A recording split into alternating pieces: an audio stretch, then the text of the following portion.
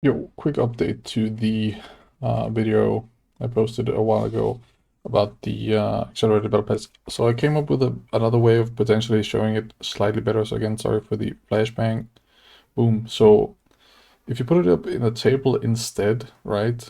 You have character level at Battle Pass level, and you have the same for, you have it for the accelerated Battle Pass, you have it for the normal free Battle Pass. So of course the free Battle Pass don't get something at every stage of the Battle Pass level, but still goes to level 100. If you take the accelerated Battle Pass, you will start character level 0, Battle Pass level 20. Now again, so this is the same assumption I have up here. Assuming the Battle Pass levels linearly, same speed per Battle Pass level, which might not be the case, but even if it's not, we can get into why the person that's ahead with the Battle Pass might still actually level the Battle Pass faster, or at least at a rate which will stay ahead of the normal free Battle Pass.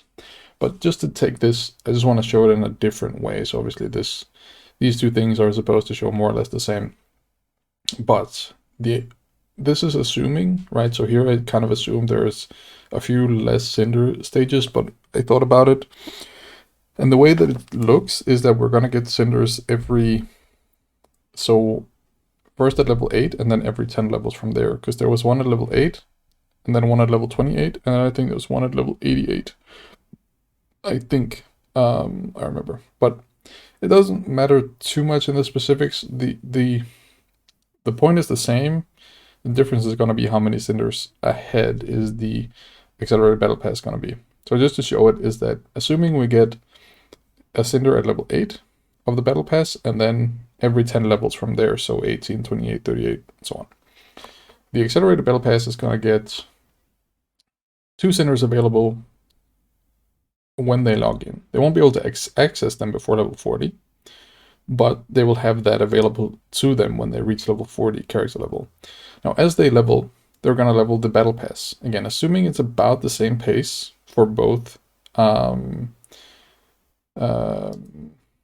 people, both players, they're going to get 10 levels within the same amount of character levels.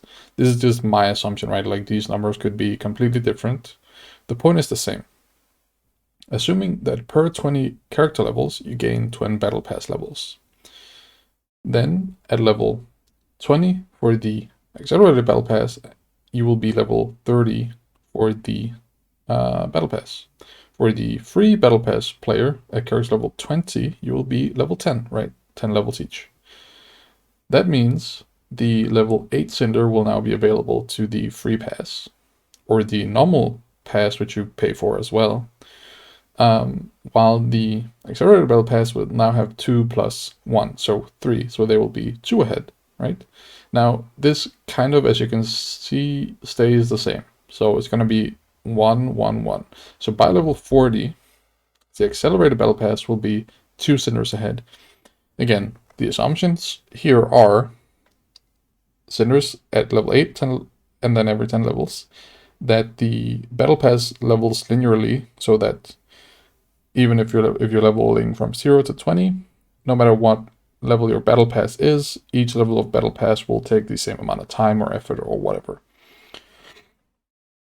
This means, according to this table, which is not entirely the same point as I was making up here, but again, I find it convoluted and hard to understand and explain, but I know that there's something here, which is why I'm kind of wanting to present it to you guys so you can help me understand it as well. Let me know what you guys think.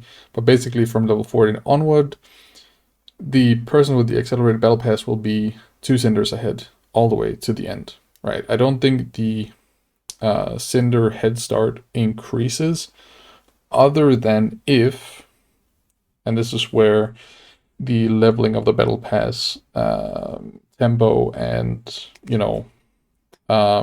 whether there's diminishing returns to the levels, whether that happens later on is going to have an effect. But this person, when they reach level 40, will be able to get another point into the XP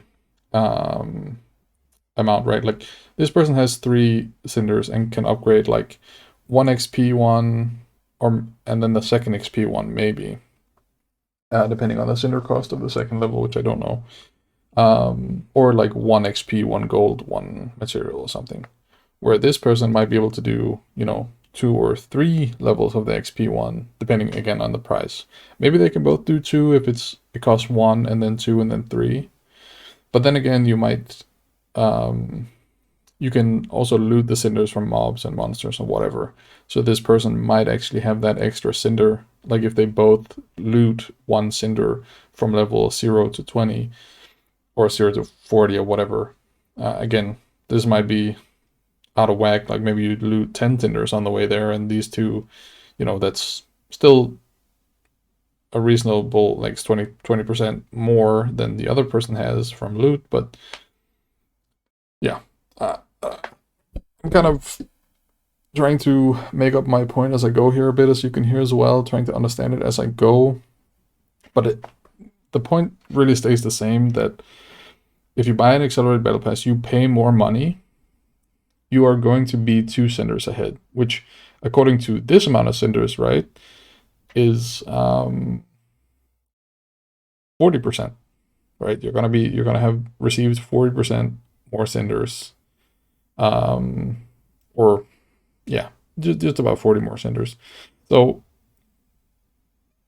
that seems like a lot, but taking into account that the game itself might drop a shit ton more, and these are very minor bonuses, I don't know.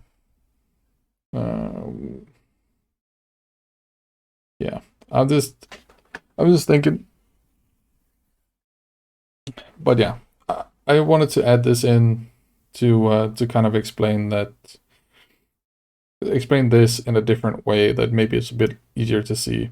And my only final point is that if this means that the accelerated battle pass can purchase an extra level in the whether including or not including the drops of cinders, if this means that the person with accelerated battle pass can buy an extra level of the seasonal blessings into the XP one, which I believe is 15% more XP, it might only be 5.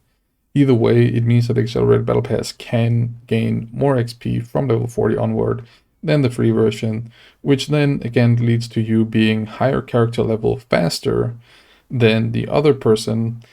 And if the Blizzard's point was that what's keeping the 2 battle passes equal is that the level requirements of the character to purchase the to get the cinders from the battle pass. But then if the accelerated battle pass can then accelerate their character level compared to the free one, then they're going to reach that required level faster. And again, assuming they're not reaching a point where they're leveling the character faster than the battle pass, and then the battle pass becomes the limiting factor, such that they still won't get cinders faster. But I don't know if you guys can kind of see the point I'm making, where getting a little bit ahead on cinders and then XP kind of snowballs into you getting way ahead, more cinders ahead, leveling faster, and eventually putting you further into the end game faster, getting you better loot, better drops, more XP, that kind of stuff. Now again, like I said in the first video, and go check that out if you haven't, I don't think this is a huge issue, but I do think that it is breaking the promise that Blizzard made, that there is no pay to win.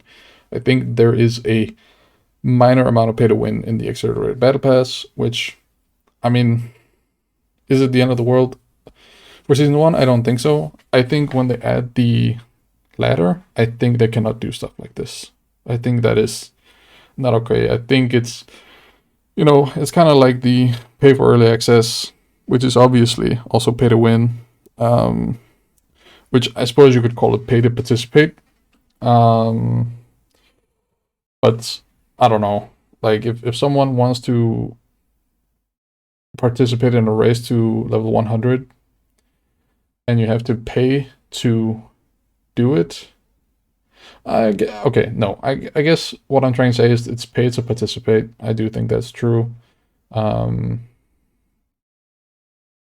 I suppose you could try to win without paying, but I just don't see. I don't see a world I don't see a case in this world where somebody who doesn't have enough money to pay to participate in early access for a race to the end of a game or level 100, like the max level of any game, is going to be able to win in a world where so many good players exist. Like there's so many people playing video games like 24/7 that are extremely good at it, especially in the RPG genre, that if they get a day ahead, they're gonna win. Like, yeah. So it's pay to participate, but it's also pay to win. And I suppose where you draw the line is whether or not you think that it should be that there should be an entrance fee. And then it's also weird that you can participate without paying, right? Because the game, if you bought the game, you're playing the game, but then you had to pay another 20 euros dollars to be there at the start line at the same day as the other guys. But then, I don't know if there was like, it's weird, right? Like if you paid to run, like, I don't want to say marathon because a marathon is an innate competition, but let's say you paid to run a certain track somewhere that was new and just made, and you paid $50 to go run that track.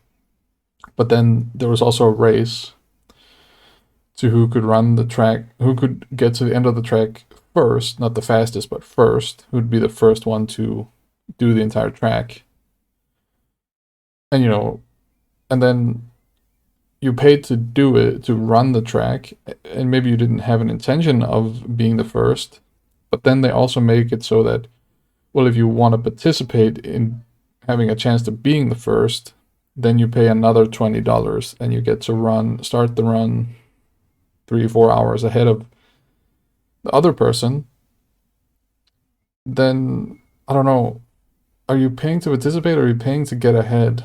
I don't really know. I don't know. I think Blizzard has, on that point, I think Blizzard and other games have found a great loophole in the pay to win definition.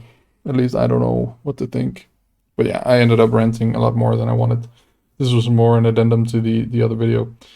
Yeah, I don't know. Let me know what you guys think about it. I can never say that sentence right. I really do want to hear what you guys think, both about this, but also about the pay for early access. I don't like it personally, but I did pay for it as well, and I have bought the accelerated battle pass, I should probably say, because it was just a small amount of extra money to get the Luke's package of Diablo 4, and I really love Diablo, so I wanted to just get it all. But yeah, I don't think I will be supporting the accelerated battle pass moving forward.